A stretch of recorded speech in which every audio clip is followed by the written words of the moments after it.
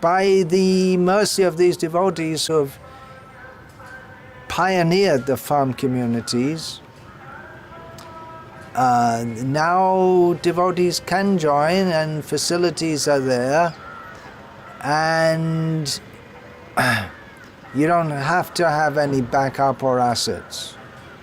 So you can join. You don't have to wait and spoil more of your life. If the opportunity is there, you can join. Actually, there's a waiting list to join. So if you're on the waiting list, or you can get on the waiting list, and in the meantime, if that satisfies you, you can get some savings. But really, the idea is to depend on the land, the cows, and Krishna.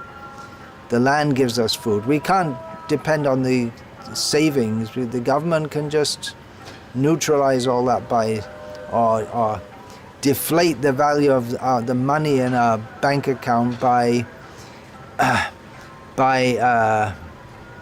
devaluing the currency.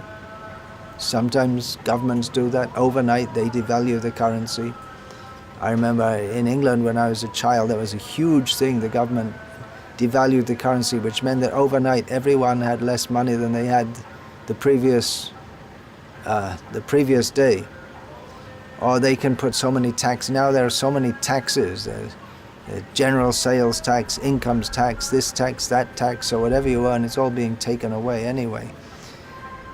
So living on the land is Krishna's way to live, that he gave us for the majority of people. So take advantage. Anyway, the point is, you don't have to build up some assets. If you feel you have to, you can do if you like, but then you probably won't be such a good candidate for living on the farm anyway. If you think that it's by money that we live instead of Krishna's mercy, then you may not be such a good candidate for the farm.